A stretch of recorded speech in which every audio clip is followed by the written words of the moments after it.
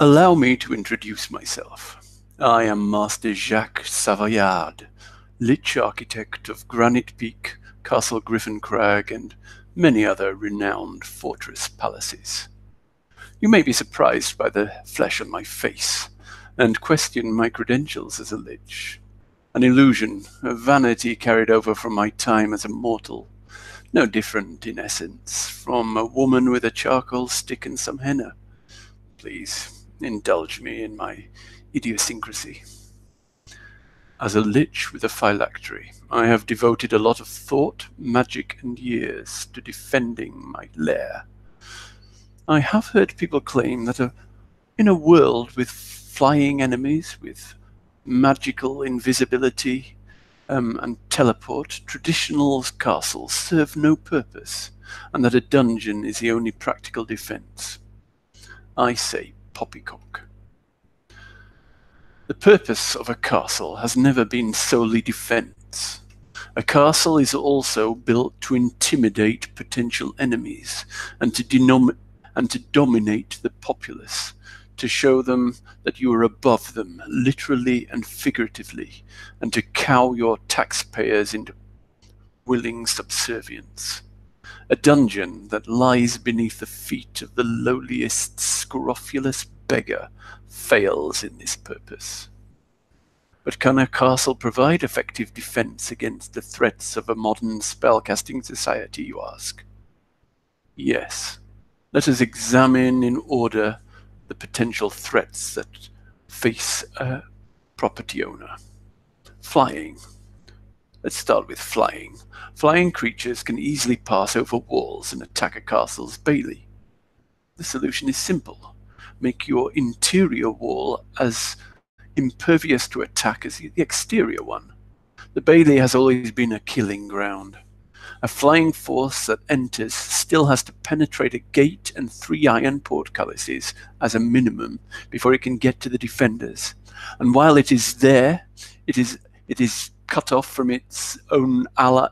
This flying force is cut off from its allies and under a barrage of ranged attacks from all sides in the bailey.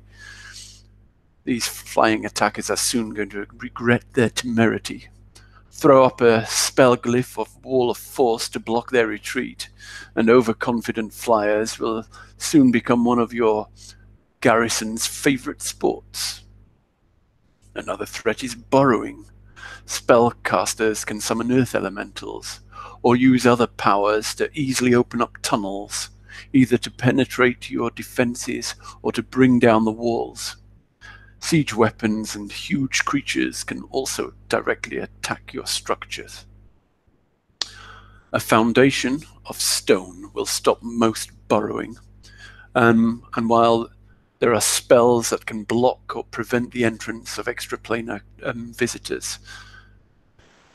In addition to these, we include glass shards hidden amongst the rock, coated with poison to prevent tunneling creatures, or at least provide them with an inconvenience, with clay jars containing glyphs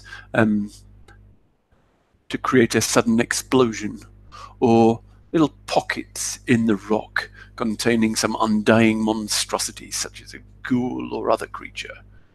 These things will certainly deter creatures that determined to attack your structure. Then, of course, there's the threat of invisibility. It depends on your location and preferences, but insects, bats, shriekers, and even guard dogs are not easily thrown by invisibility. Guards and servants can be trained to report and notice doors that open unexpectedly. The corridors in our castles are dimly lit with beams of light which illuminate dust motes, which swirling dust motes will alert an attent guard of the passage of an invisible creature. One invisible person might be able to sneak through unnoticed, but a group will not. In addition, there's illusion and shapeshifters. All of our guards must complete a minimum of 10 minutes small talk before starting their shift. This is usually enough for our insightful supervisors to notice an imposter. Teleport. It's easily cancelled. There are numerous spells that can block teleportation working in your castle. We generally blanket ward the entire place, but then leave one little area 5 or 10 foot across to place a permanent teleportation circle for ease of access by the owners.